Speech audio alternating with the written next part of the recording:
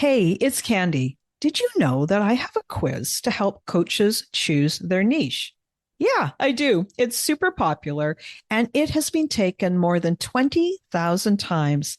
This is a fun quiz that takes you about 2 minutes to do, and it will probably give you way more clarity on choosing your best coaching niche.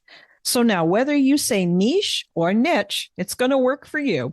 And if you're a coach and you have been stuck in niche indecision, wondering what to do, then you should take my quiz and find out what you learn. You can take the quiz today at coachnichequiz.com. That's coachnichequiz.com. Okay, let's dive into this week's episode.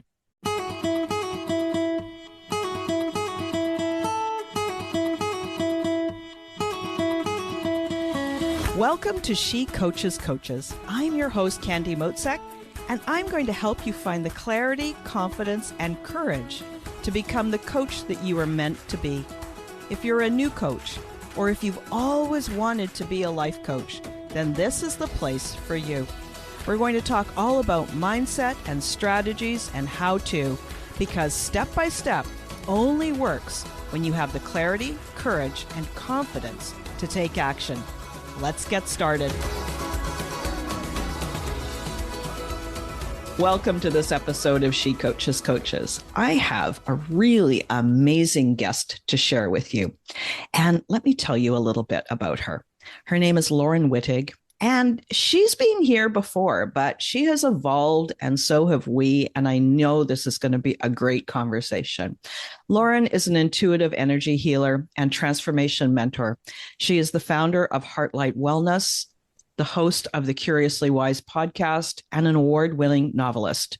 Her passion is assisting her clients through their journeys out of mind, body, and or spiritual pain and into a life of passion and joy. Laurin's own journey from emotional pain and deteriorating health to happiness and great health with the assistance of several intuitive healers is the very thing that inspires her passion to help others with her own healing gifts. Laurin, welcome to She Coaches Coaches. So glad you're here. Thanks, Candy. I'm so glad to be back. I love talking with you. Yeah, so much fun, right? Yes. So you've got this new tagline, and for the coaches, the tagline is kind of like the short version of your lean in line or your elevator speech. Gosh, it's early. And so it is practical spirituality in action. And that is super powerful. So tell me, what is that and how does that show up? Well, I have to say that I had to ask that exact same question when I received that information, because it came through me. It was very much from spirit. Those who know me know I'm constantly in conversation with my guides. So it came through my fingers and I went, that's really cool. What does it mean? So I had to really sit back and think about it because it really excited me. It is very powerful. I've had a lot of reaction to it. It's very positive. But what I realized is that it kind of draws everything that I do together and everything I want for my clients together. And that is to take all of this wonderful experiences that we have, maybe when you meditate, or I know sometimes on a long drive, I feel like I sort of get into a different space of time almost. So if you're not a regular meditator, you may not experience that. But also I communicate with guides. I'm working with the energy of people and their emotions and their guides and their spirits. So I do all these different things. And all of those are actually taking my spirituality into a practical form. I'm using it in real life. I'm using it to help others. I'm using it to teach myself. And the inaction part is really just to to bring the energy through you and out into the world. Because we're being a little selfish if we just sit there and meditate all the time and don't share any of what we're learning about ourselves or about the world or about how the universe works. And it's a time where we need to bring this into the world in an active way. We need to make it normalized and we need to make it available, understandable to as many people as possible. So that's my interpretation of it.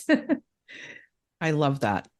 And as you're speaking, I'm thinking more and more how oh gosh, I don't know, maybe I'll say 30 years ago or 40 years ago in Vancouver here where I live, there used to be this bookstore called Banyan Books.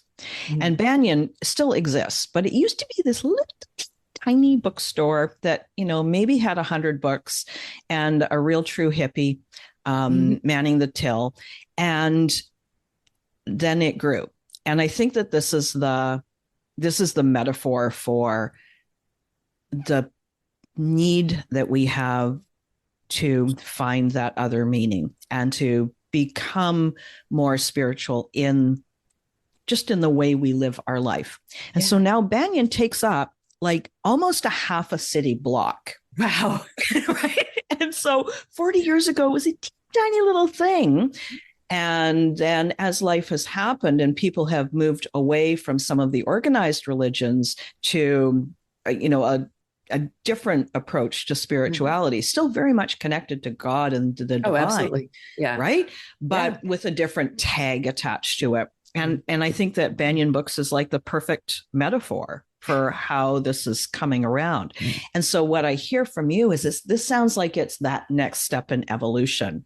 Like we used to do the spiritual things, but it's like it's not enough, meaning it needs to be all inclusive, all pervasive, fill every part of your life. Absolutely. Absolutely.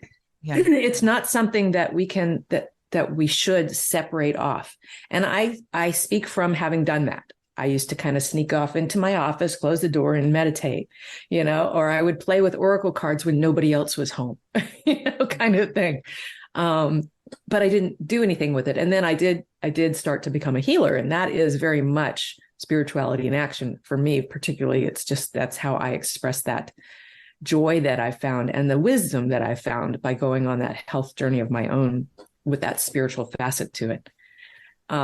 So it's really about normalizing, I think is a good word for it. It's because, we talk about it being the woo or the woo woo, or you're so out there, or you're new age, or we all have this aspect to us. And so many of us are yearning for some deeper meaning. Yeah. And this is the way that I found it. And I think most of the people that I know that have been on these sort of spiritual journeys for the last 10, 20 years, some for much longer than that. It's that facet that does give us that sense of purpose and that sense of meaning to all of this, and creates a space for us to examine it from a point of view of, okay, what's here for me? What can I learn from this? How can I take that into what I'm doing now? Or how can I bring that out into the world, as opposed to I am the victim of circumstances? Right. So it's a much more powerful way of being. And as you were talking, I was also thinking about how even the scientific community, which for many years, said, well, if you can't prove it, it doesn't exist. Right. And now what we're finding out is that the only reason it couldn't be proven is that the scientific community hadn't developed the tools that were fine enough to actually measure the thing that all the spiritual or the woo people said, well, I can feel this. I can, I can sense this. Experience it. Yeah. I mean, I actually physically experience other people's energy when I'm working with them. Right. And that's how I get information, is through that physical and spiritual combo. So yeah, it's out there, and we all have the ability to do it. I know so many people go, oh, I could, I don't have any of those gifts. I can't. It's all there. We each have sort of one that's our favorite. Yeah. But it is that matter of paying attention and accepting that maybe I can't explain exactly what just happened there, but I know I experienced it. The first time I channeled was, because I don't do that a lot, but I do use it in my healing practice, but I don't, I'm not one of those that just sends out channeled messages. But the first time I did it, I was afraid I was just doing it myself. But my friend recorded it, and it was not my voice. It was not my language. It was not my metaphors. It was none of that. And it was super wise, So. What? How did that happen? That's definitely not me, So it's, that there is that trusting that what you are experiencing is real, even if it's not a five senses kind of real. It's not a material real. So it's, yeah. And it's, it brings so much fun when you start to play in these energies and you realize that there's this spirit energy that really wants to help you live a great life and wants to help you learn what you came here to learn and wants to help you move through life with ease and grace. And even when there's obstacles. And yeah. And so even before the obstacle piece, this, the universe conspires in my favor. Exactly. Right? Yeah. Especially when I'm doing the work, whatever the work might be. And it can be as simple as just smiling at that person as you drive by, or you're stopping at a red light and you're looking at them thinking something weird about them. And they look at you, and instead of feeling all embarrassed and looking away, just smile. Right. I've been talking about that a lot in the last couple of weeks, that a very simple thing that I started doing very early in my spiritual journey was when I'm in a store and standing in line to check out. So it's usually grocery store, Target, someplace like that. Mm-hmm. Everybody's getting grumpy. The cashier has gotten some problem and has slowed everything down. And now that person's feeling very stressed. And I realized that I was, you're starting to get caught up in it. And I could take a breath, plant both feet firmly on the ground, and I could choose to smile at somebody. Yeah. I could choose to have a different experience. And it took a little practice because, we're so used to just sort of being swept up in whatever's around us. But you can change somebody's whole day just by smiling at them. Right. And you can watch, it's contagious. Yeah. A smile is very contagious. And not just change their day, it changes their life forever. Right. And so that's exactly it. Practical spirituality in action. And it's standing in a grocery store lineup, what seems like a small action can have that ripple effect. Absolutely. Absolutely. And it is so easy to do, but it does take noticing that you're standing in this soup of uncomfortable energy, and you can choose to change that. And it's fun. It's kind of like a game that I play now. Like a science experiment. So it starts with the awareness, and then the decide, choose, take action. And there's a feeling of unattached too. Like, just in this simple example of smiling at somebody in the grocery store lineup. And it's like, if they look away, okay, whatever, right? Yeah, they smile at somebody else. Choice too. Yeah. And I really like in those instances when I do get up to check out, I make a point of being happy and in a good mood. And, that looked like it was really hard for you to figure out, but I'm so glad that you did. And thank you for, it's I do this kind of stuff. And I feel kind of silly sometimes because it feels quite effusive. But that person's day completely turns around at that point. And you can see it in their body language. You can see it in the smile that lights them up for being thanked for doing their job, Right. Again, just a simple little thing, but it is spirituality. It's me choosing to bring that vibration, that frequency of a smile into the world in that moment. Yeah. Simple. And, and the other, as you're describing this, because I love this idea that there are people who think that the woo is odd, that it's unusual and that it's a little bit scary. But then when you hear this perfectly practical day-to-day example, maybe it will open a question in somebody's mind, right? Yeah. At least get you curious. Yeah. It's like, well, I'm going to have to try that.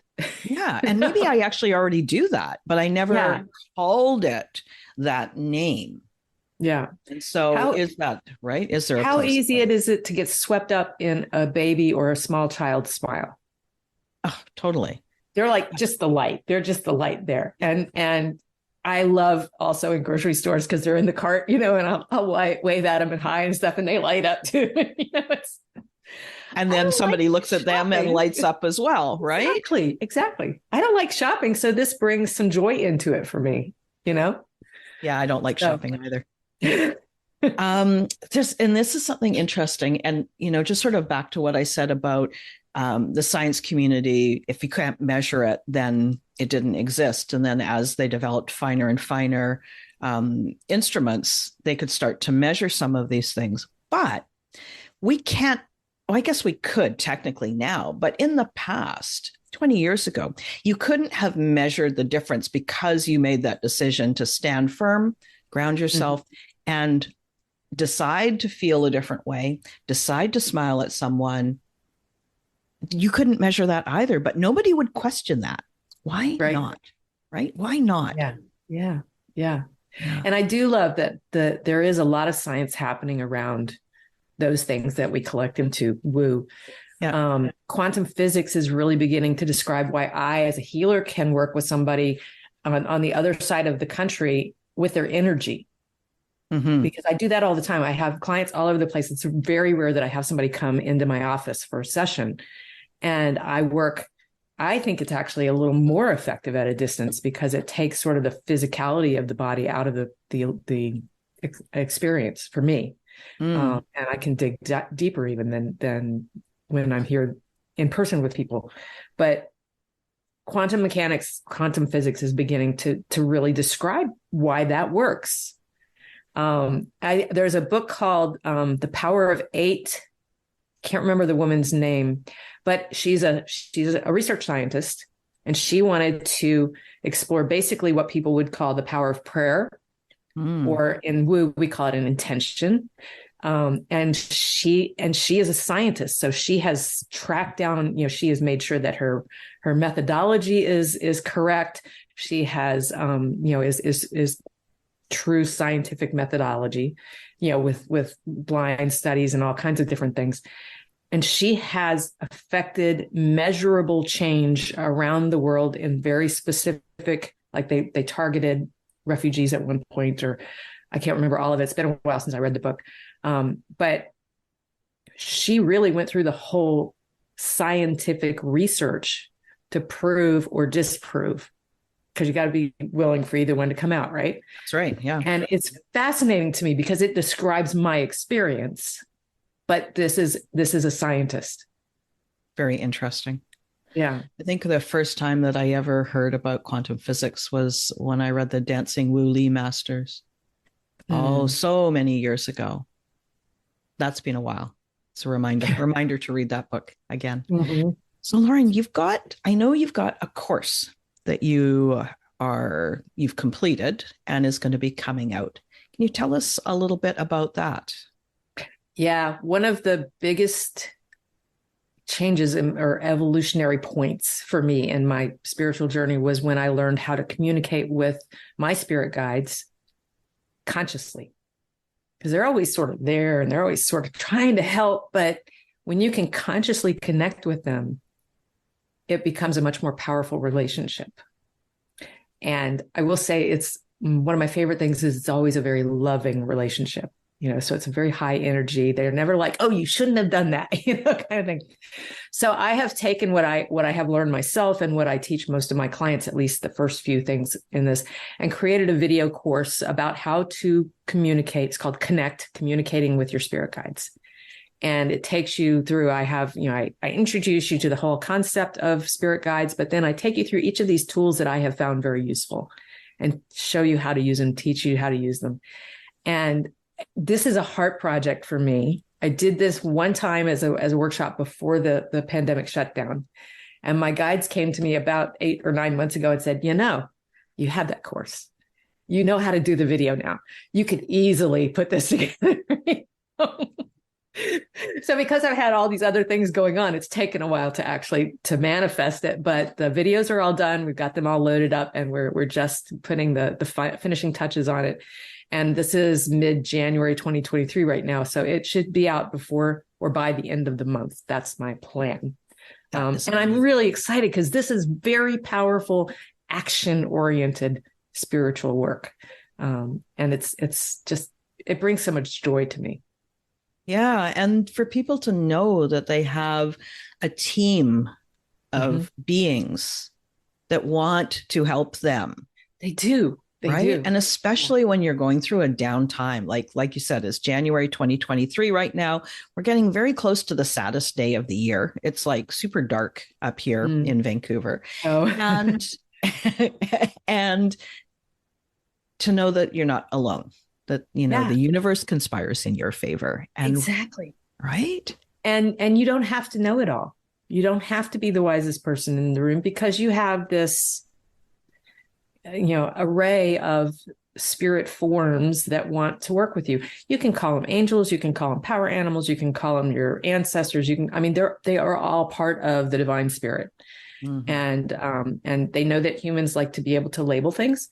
So they allow us to, sort of put them into categories and ask what their name is and all that stuff. But it's such an empowering, expansive experience to be with them in that, because they're very high vibration spirit. And that by itself, it's like getting a great big hug, from one of your favorite people. It just lifts you up to connect with them in a conscious way. So yeah, I love that. That's so great. Is there anything else that you want to share about guides? It feels like there's something else to be said here. A lot of people think you only get one. I have so many now who have come to me one at a time, that I refer to them as my all y'all. I grew up in the deep South. And the thing that comes the very first thing about working with your guides is you have to ask them to help you. They can kind of try to like, it's kind of like pushing water. Maybe I can like get her to look over here and see what she, but when you ask, it unleashes them to help you. So, and that was hard for me at first. Our culture is not big. The US culture, at least, is not big about asking for help, right? It's like, I am, an independent American. I don't need help. But this is, okay, tell you a story about this one angel whose name's Sorrel. I learned about her from a friend of mine who she had come to her to help her organize her home. And I'm like, oh, I need somebody like that. So Sorrel said to me that I can do that. I can be a guide for more than one person. It's like, cool. I hate to shop. Can you shop for me? Amazing. And the first time I tried it, where I actually said, okay, I'm going to give this a try. Why not? I was going on a hiking trip. I needed some hiking pants. I had not been able to find what I wanted. I knew exactly what I wanted. And I said, okay, Sorrel, here it is. I need these hiking pants. I didn't give a brand or exactly color or anything, but I need hiking pants that are lightweight and blah, blah, blah, blah, blah. When you find them, let me know.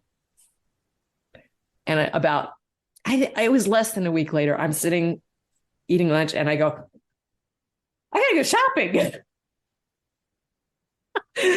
And I knew I had to go to the Columbia store. We have an outlet mall here. So I had to go to the Columbia store, and I knew it was going to be sort of somewhere back on the left side of the store. And sure enough, there was a sale rack in the back left part of the floor with my size. Wow. 2 colors to choose from. So I bought 2. They were on sale. They fit perfectly. I still have them. This is a number of years later. And I was like, whoa, this really works. I love that. And it's totally practical spirituality. Yeah, it's practical. It's like, I don't want to go wander around the mall. And if I'd gone to that store the week earlier, they probably wouldn't have been on sale. And not that was important, but it's nice. And so another one that I do, and this is another very practical thing, is I ask for easy left turns. And I've learned that doesn't mean I get a left turn right away. But when I get one, it's not like I'm trying to dodge through traffic, Right. And I've gotten where I go, oh, here comes my easy left turn. There it is. Oh, cool. I asked for parking spots, but I never connected it with guides, right? Yeah. But you asked, so they were able to act. Right. Interesting. I need help with shopping. That's what I need help with. Yeah. That's going to be my next exercise. You too can use Sorrel, or you can ask for your own guides to do something for you. Yeah. And it feels silly and it feels frivolous, but why not? Well, it feels like fun too. It is right? fun. It is fun.